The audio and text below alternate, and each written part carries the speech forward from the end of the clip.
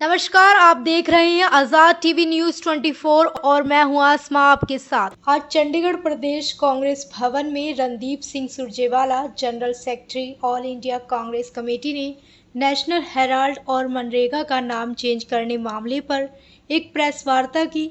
इस अवसर पर चंडीगढ़ कांग्रेस के प्रधान एच.एस. लक्की, नगर निगम deputy mayor Taruna Mehta, spokesperson Rajiv Sharma, general secretary Achhe Lal और अन्य नेता मौजूद रहे।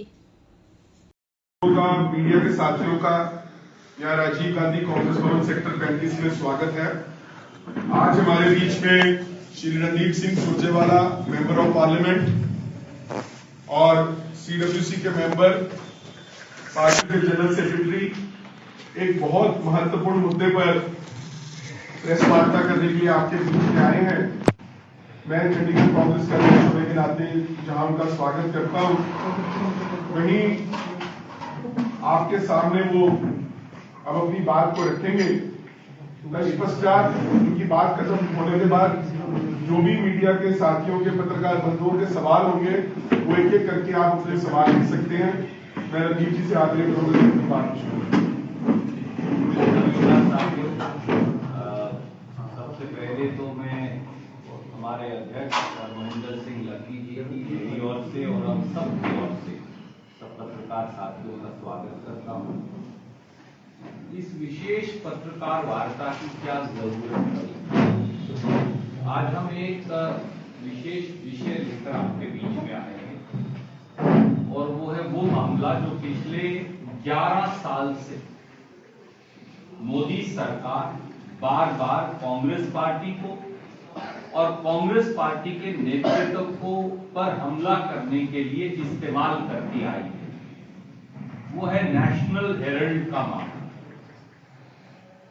नेशनल हेराल्ड के मामले में मोदी सरकार के बदले और नफरत की जो नीति की राजनीति जो है वो 16 दिसंबर 2025 को आज से 3 दिन पहले ताश के पत्तों की तरह धराशाही हो गई, जब स्पेशल जज एमपी एमएलए केसेस के जो है न्यू दिल्ली में उन्होंने ईडी का जो केस है श्रीमती सोनिया गांधी और राहुल गांधी जी के खिलाफ उसे सिरे से खारिज कर दिया। इसके साथ ही भाजपा के हाथों की कठपुतली बनी ईडी उसके अंधे इंतकाम की कार्रवाई को भी करारा जवाब मिला है। कांग्रेस पार्लियामेंट्री पार्टी की चेयरपर्सन श्रीमती सोनिया गांधी और लोकसभा में विपक्ष के नेता श्री राहुल गांधी, इनको 11 साल से प्रधानमंत्री श्रीमान नरेंद्र मोदी और मोदी सरकार टारगेट करती आई है। अंधे बदले की भावना से बदनाम करने की साजिश करती आई है, ये कहकर के नेशनल हेराल्ड के 5,000 करोड़ रुपए के एसेट्स जो हैं उन्हें कांग्रेस नेतृत्व और कांग्रेस पार्टी ने उनका गबन कर लिया। आपने अखबार में, टेलीविजन में ये बार 11 साल से आप देख रहे हैं और एक के बाद एक सरकार ने एजेंसियों को हथियार बनाकर इस्तेमाल भी किया। पर 16 दिसंबर 2025 को जो निर्णय आया है उसने ये साबित कर दिया कि ना कोई अपराध है, ना कोई अपराध था, ना कोई अपराध हुआ था और ये पूरा मामला बदले की राजनीति और रंजिश से प्रेरित था भाजपा की केंद्रीय सरकार के द्वारा और इसीलिए वो सारा मामला कोर्ट ने सिरे से खारिज कर दिया।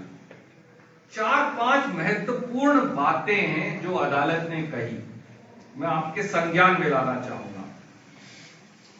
उन्होंने ये कहा, अदालत ने, कि 2014 से 2021 तक यानी 7 साल तक श्री सुब्रमण्यम स्वामी शिकायत करते रहे, पर ईडी और सीबीआई को श्रीमती सोनिया गांधी और श्री राहुल गांधी के खिलाफ कोई क्रिमिनल केस का सबूत मिला ही नहीं। उन्होंने बल्कि फाइल पे ये रिकॉर्ड किया कि श्रीमती सोनिया गांधी, श्री राहुल गांधी के खिलाफ कोई फौजदारी का मुकदमा बनता ही नहीं, कोई एफआईआर दर्ज ही नहीं की जा सकती। ये हम नहीं कह रहे, ईडी और सीबीआई की फाइल पे रिकॉर्डेड है, जो अदालत ने देखा और उन्होंने उसे संज्ञान में लेकर जजमेंट में रिकॉर्ड किया।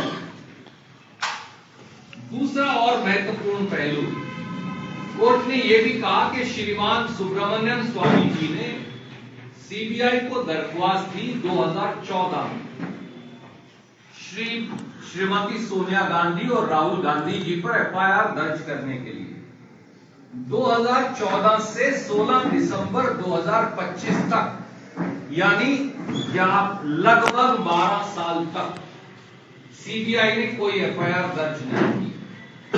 और इसलिए नहीं की कि सीबीआई ने फाइल पे रिकॉर्ड किया कि कोई एफआईआर बनती ही नहीं। इसके बावजूद मोदी सरकार ने ईडी पर प्रेशर डलवाकर 30 जून 2021 को मनी लॉन्ड्रिंग का एक मुकदमा राहुल जी और सोनिया जी पर दर्ज करवा दिया और कांग्रेस के नेतृत्व में। तो कोर्ट ने यह निर्णय लिया कि भैया जब एफआईआर है ही नहीं तो ईडी कोई मुकदमा दर्ज ही नहीं कर सकती, इसलिए ना सुब्रमण्यम स्वामी को एफआईआर दर्ज करवाने की कोई दरख्वास्त संज्ञान में ली जा सकती और ना कोई मुकदमा ना सोनिया जी पर बनता, ना राहुल जी पर बनता, ना कांग्रेस नेतृत्व पर बनता। इसीलिए ईडी के ने जो ईसीआईआर दर्ज की थी उसे सिरे से खारिज कर दिया। ये है। अब नेशनल हेराल्ड मामला है क्या और उसका सत्य क्या है, यह भी जानना आवश्यक है। अक्सर हम केवल इतना कहकर छोड़ देते हैं, तो मैं आपको प्रेस विज्ञप्ति में लिखकर भी दे रहा हूं, पर मुझे ये आपको बताना आवश्यक है। अंग्रेजी हुकूमत के खिलाफ जब कोई अखबार, मैगजीन, तब टीवी तो था नहीं, लिखते नहीं थे, तो पंडित जवाहरलाल नेहरू ने और बहुत सारे स्वतंत्रता सेनानियों ने मिलकर एक अखबार की स्थापना की जिसका नाम है नेशनल हेराल्ड। उसका हिंदी एडिशन था नवजीवन, उर्दू एडिशन था कौमी आवाज, ताकि लोगों तक पहुंचा जा सके। अंग्रेज को इस अखबार से खतरा था, इसलिए जब भारत छोड़ो आंदोलन चला 1942 में, तो उन्होंने इस अखबार पर बैन लगा दिया, सारी मशीनें जब्त कर ली। इस अखबार की कंपनी, ये अखबार जब भी कोई बनाते हैं, आप तो खुद अखबार नवीस हैं, उसकी कोई कंपनी मालिक होती है। नेशनल हेराल्ड की मालिक है एसोसिएटेड जर्नल्स लिमिटेड, और ये कंपनी 1937 में बनी, पंडित जवाहरलाल नेहरू द्वारा बनाई गई। एजेएल कंपनी अब एक नॉट फॉर प्रॉफिट कंपनी है, यानी ना वो अपने शेयर होल्डर को डिविडेंड दे सकती, ना किसी को तनख्वाह दे सकती, ना प्रॉफिट दे सकती और ना अपने शेयर बेच सकती। कानून है उसके मुताबिक बनाई गई। जब मुल्क आजाद हो गया तो एसोसिएटेड जर्नल लिमिटेड के पास में से संपत्ति भी कोई नहीं है, एक संपत्ति है बस पूरे देश में, वो लखनऊ है, बाकी सब लीज प्रॉपर्टीज है। तो 5000 करोड़ की प्रॉपर्टीज कहां से आएंगी? एक ही प्रॉपर्टी है बस उनके पास, कोई वो मालिक ही नहीं किसी चीज के। अखबार चलाते हैं, लीज पे प्रॉपर्टी ली। एसोसिएट जब देश आजाद हो गया तो बहुत सारे अखबार आए जिनके आप प्रतिनिधित्व करते हैं। धीरे धीरे वो अखबार स्वतंत्र रिपोर्टिंग करते थे, वो अखबार चले। कांग्रेस सत्ता में थी, अखबार बहुत ज्यादा नहीं चलता था, तनख्वाह जो है कर्मचारियों की फिर भी देनदारी थी, तो लगभग 90 करोड़ की अखबार की देनदारी हो गई। अखबार अक्सर नुकसान में चलते हैं, आप मुझसे ज्यादा जानते हैं, बहुत कम फायदे में चलते हैं। कांग्रेस पार्टी को यह लगा कि यह स्वतंत्रता संग्राम का अखबार है, हमारा अखबार है जिसमें देश की आजादी की आवाज है, इसलिए कांग्रेस पार्टी ने समय समय पर कर्मचारियों की तनख्वाह, कर्मचारियों की प्रीमेच्योर रिटायरमेंट का पैसा, कर्मचारियों के डिविडेंड्स, बिजली के बिल, पानी का बिल, हाउस टैक्स का बिल, अब मुझे तो इसमें कुछ करप्शन दिखती नहीं इन बातों में, वो पैसा दे दिया कांग्रेस पार्टी ने अखबार के लिए।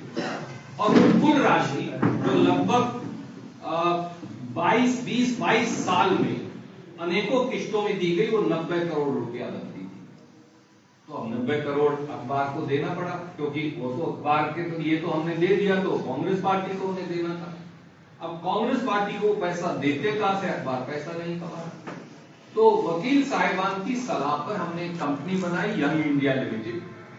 वो भी नॉट फॉर प्रॉफिट कंपनी है, यानी वो कोई मुनाफा नहीं दे सकती, कोई डिविडेंड नहीं दे सकती, किसी को तनख्वाह नहीं दे सकती, डायरेक्टर को अपना शेयर बेच नहीं सकती बाजार में, किसी नॉट फॉर प्रॉफिट कंपनी को गिफ्ट नहीं दे सकती। उसने ये सारा 90 करोड़ टेक ओवर कर लिया कांग्रेस पार्टी से। उसमें सोनिया जी हैं, राहुल जी हैं, ऑस्कर फर्नांडिस जी जो अब स्वर्गवास हो गया वो थे, मोतीलाल वोरा जी जो स्वर्गवास हो गया हमारे कोषाध्यक्ष थे वो थे, सैम पिट्रोडा जी हैं, सुमन दुबे जी हैं जो इंडिया टुडे में एडिटर रहे, ये सब लोग हैं। तो इस कंपनी ने उसका हमारा डेट टेक ओवर कर लिया बस। अब वो ये कहते हैं कि क्योंकि तुमने डेट टेक ओवर कर लिया तो तुम एजेएल के शेयर, नेचुरली एजेएल ने इस कंपनी को शेयर अलॉट कर दिए, भाई वो पैसा दे नहीं सकते, तो आप उन्होंने कहा भी पैसा नहीं दे सकते तो पैसों के बदले में नोशनल शेयर ले दो, तभी तो कोई कंपनी को पैसे दे पाए, तो उन्होंने नोशनल शेयर दे दिए। अब वो कहते हैं कि ये हेराफेरी है, तो कोर्ट ने कहा भैया ये क्या हेराफेरी।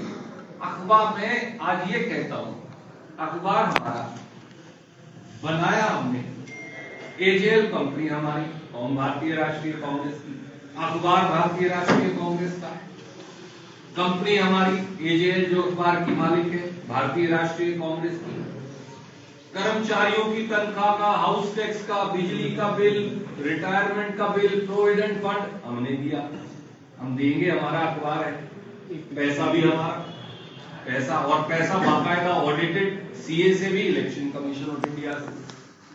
हमने वो शेयर एक से दूसरी कंपनी में ट्रांसफर कर लिए ताकि कांग्रेस की किताबों में वो डेट खड़ा ना रहे। हम ही अखबार चला, आज भी हम चलाते हैं, नवजीवन भी हम चलाते हैं, कौमी आवाज भी हम चलाते हैं, नेशनल हेड भी चलाते हैं। भैया बीजेपी के पेट में क्यों दर्द हो रहा है, मुकदमा क्या। अब लकी जी कांग्रेस पार्टी के अध्यक्ष हैं, ये कोट भी इनका है, कमीज भी इनका है, ये कोट कमीज बेटे को दें, बेटी को दें, धर्म पत्नी को दें, तो इनकी प्रॉब्लम है।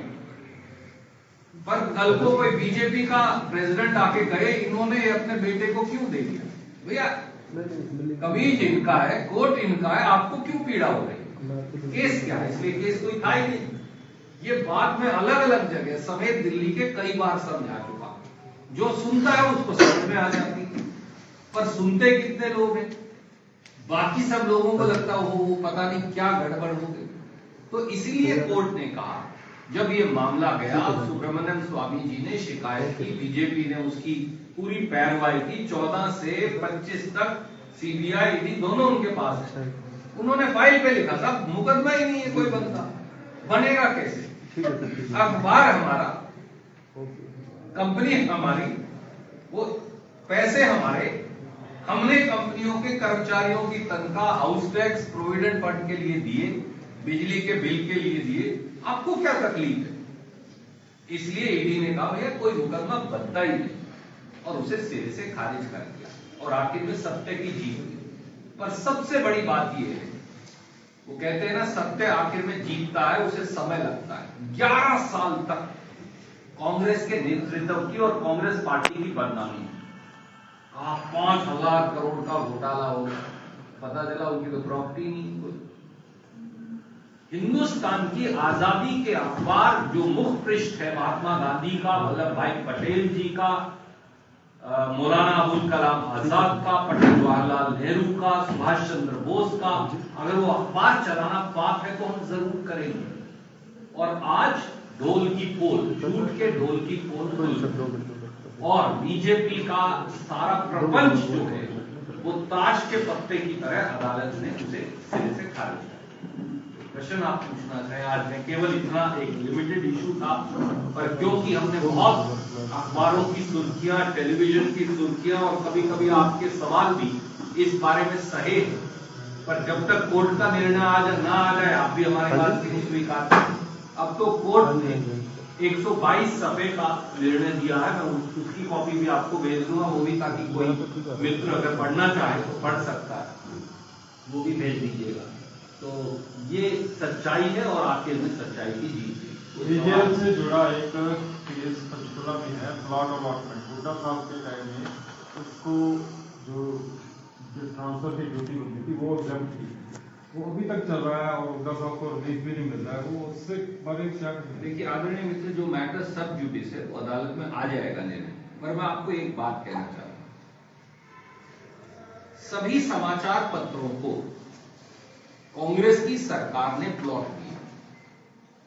प्लॉट थे समाचार पत्रों के लिए रिजर्व, उससे 10 प्लॉट छोड़ के इंडियन एक्सप्रेस के पास भी, तो इंडियन एक्सप्रेस पे भी दर्ज कर लेगा। मुझे नहीं याद टाइम्स ऑफ इंडिया और हिंदुस्तान टाइम्स के पास है या नहीं, पर 8 या 9 अखबारों को हमने प्लॉट दी, क्योंकि कांग्रेस पार्टी का ये मानना है आप हमारी आलोचना करें, हमारे बारे में सकारात्मक या नकारात्मक स्टोरी लिखें, जब तक सजग, निष्पक्ष और निर्भीक पत्रकारिता नहीं होगी, लोकतंत्र जिंदा नहीं रह सकता। और हम कल को कहें इंडियन एक्सप्रेस को, ट्रिब्यून को, अमर उजाला को, भास्कर को, दैनिक जागरण को, दैनिक ट्रिब्यून को कि भैया जाकर बाजार से प्लॉट खरीदो, तो हो सकता है कि वो 50, 100, 200 करोड़ में प्लॉट ना खरीद सके, या 10 करोड़ में, 5 करोड़ में प्लॉट ना खरीद सके। इसलिए कांग्रेस ने, सरकार ने सब्सिडाइज प्लॉट सबको दिया, अकेला नेशनल हेराल्ड को नहीं दिया, तो एक प्लॉट नेशनल हेराल्ड को भी दिया। तो या तो सारे अखबारों को बंद करके अंदर करो, तो नहीं तो अकेले नेशनल हेराल्ड पे मुकदमा करने का क्या लॉजिक है? ये उसका सार मोटा, बाकी तो वकील साहिबान करें। तो आज एयर पोल्यूशन पे भी कोई डिस्कशन नहीं हुआ। एयर पोल्यूशन एक बहुत बड़ा मुद्दा उभर के आ रहा है, कैसे आप लोग देखते हैं इसको? देखिए वैसे ये भिन्न विषय है, पर आप सबसे वरिष्ठ पत्रकार हैं, मैं केवल ये कहूंगा, ये अकेला दिल्ली और एनसीआर का मुद्दा नहीं है। दिल्ली आज दुनिया का तीसरा सबसे पोल्यूटेड शहर है। दुनिया के 100 सबसे पोल्यूटेड शहरों में से आधे हिंदुस्तान में। AQI दिल्ली एनसीआर में एवरेज 500 है और बहुत जगह 800 से 900 है। जब AQI 400 को पार हो जाता है और अगर आप खुली हवा में सांस लें तो ये 68 सिगरेट पीने जैसा है प्रतिदिन। हमारे बच्चे, छोटे छोटे बालक बालिकाएं, हमारे बुजुर्ग माँ बाप, हमारे नौजवान जो इस देश की रीढ़ है, वो 68 सिगरेट पीने को मजबूर है क्योंकि इतनी ज्यादा pollution. Between Aam Aadmi Party and Congress and the others who been and they are not, who is more responsible? Because BJP बोल रही है कि हमारे पास सत्ता तो अभी है। देखिए मोदी सरकार 11 साल से सत्ता में, क्या वो अपनी जिम्मेवारी से पल्ला झाड़ सकते हैं?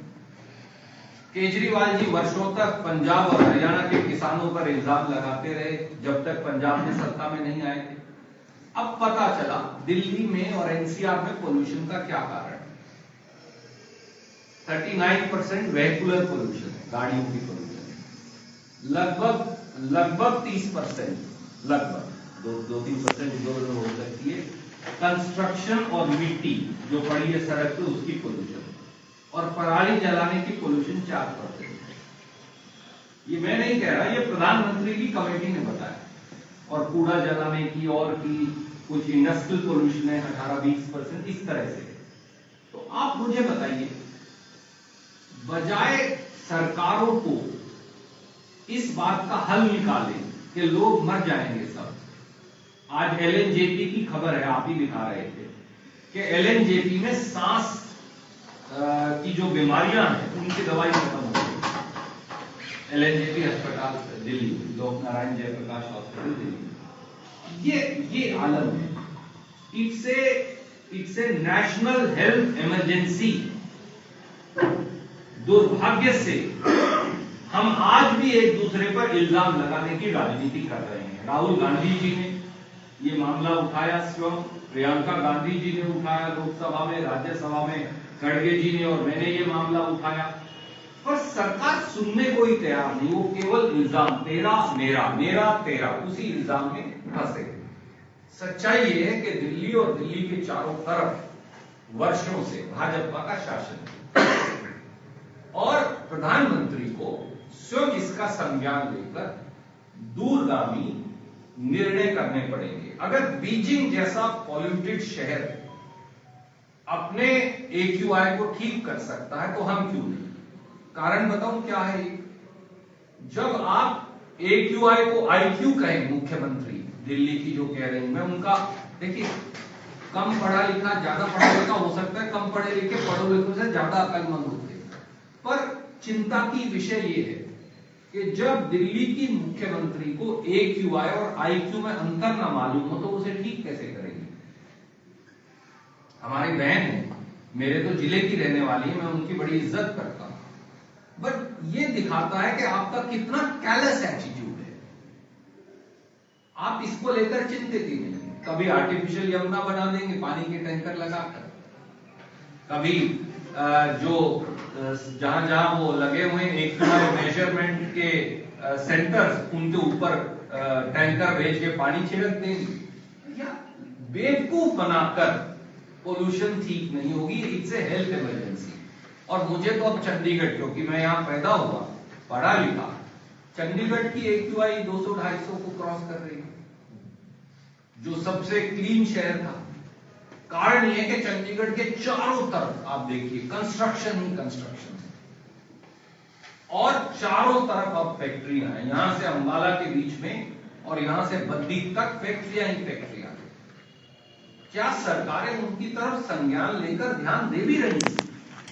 बहुत दूर नहीं है जब चंडीगढ़ भी दिल्ली NCR जैसा हो जाए। इसलिए it's a national health emergency. इसे राजनीतिक द्वेष की बजाय वैसे ही ट्रीट करने की जरूरत है। मेरा एक क्वेश्चन है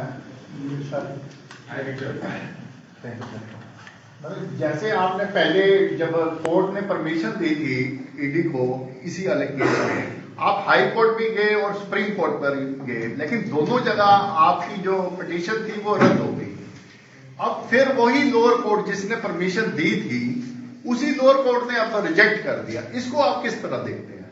देखिए, मैं कोई न्यायिक प्रक्रिया के ऊपर बतौर मुख्य न्यायाधीश के टिप्पणी तो नहीं करूंगा। मैं सिर्फ ये कह रहा हूं, पहली बात, अदालत ने पूरे मामले का संज्ञान लिया। वो निर्णय की कॉपी मैं आपको भेजूंगा, मुझे उम्मीद है आप तो सजग पत्रकार हैं, देखेंगे।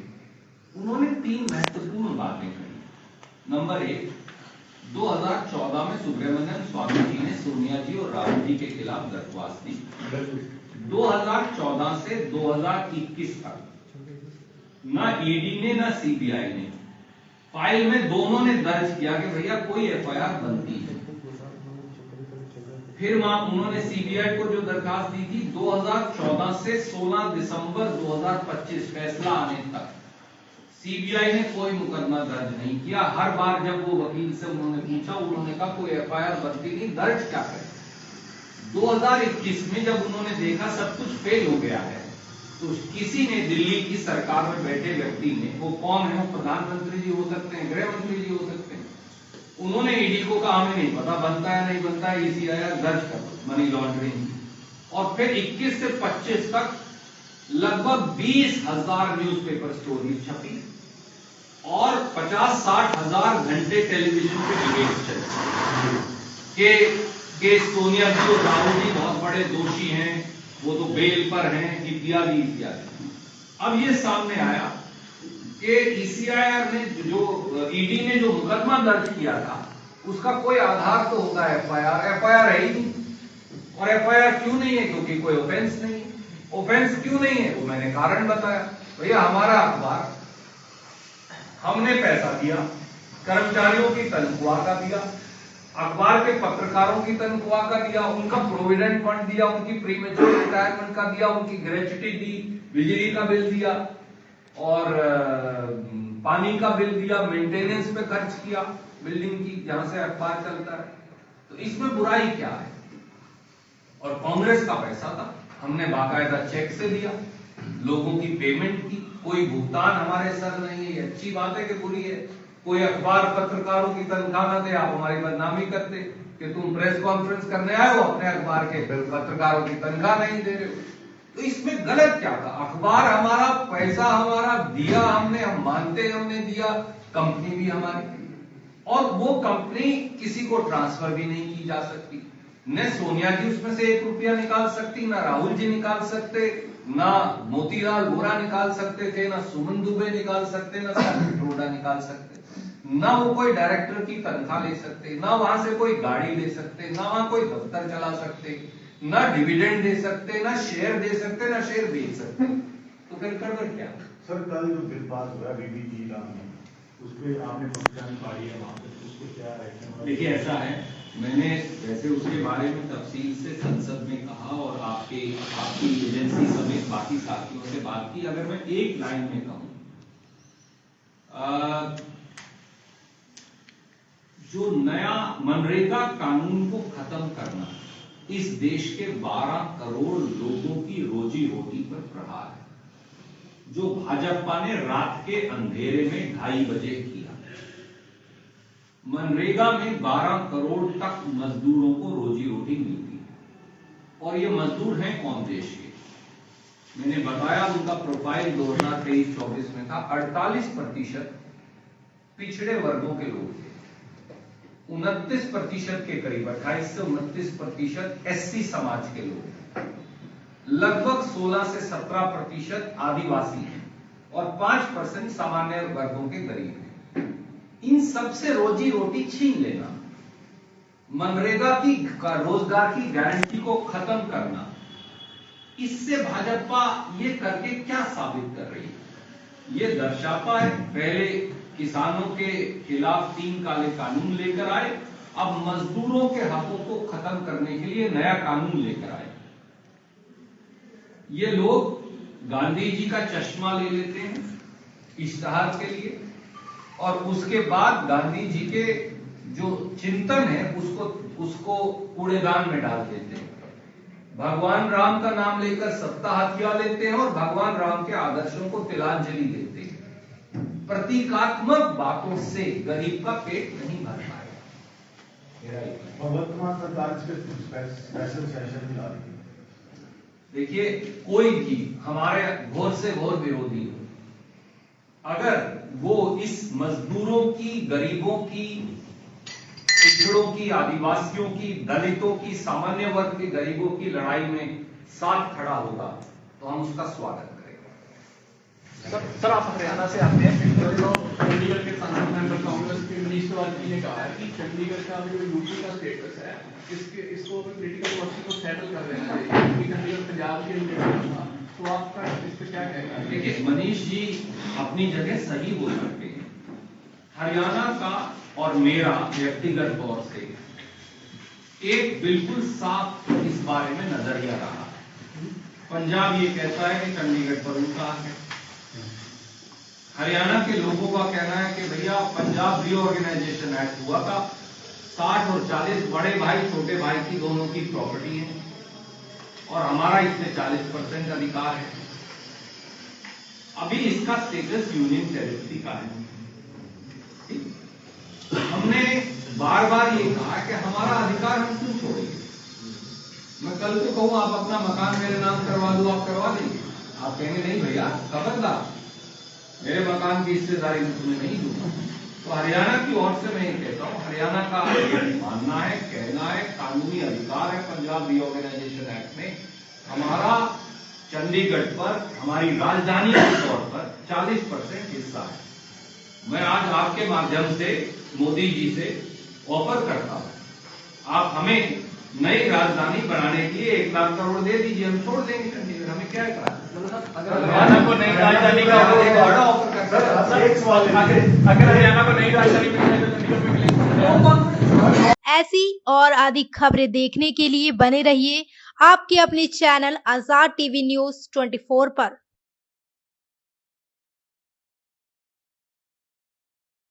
आपको पता है क्या, डेमीज ने अपना न्यू प्रोडक्ट लॉन्च किया है, टेस्टी स्पाइस लेमोना।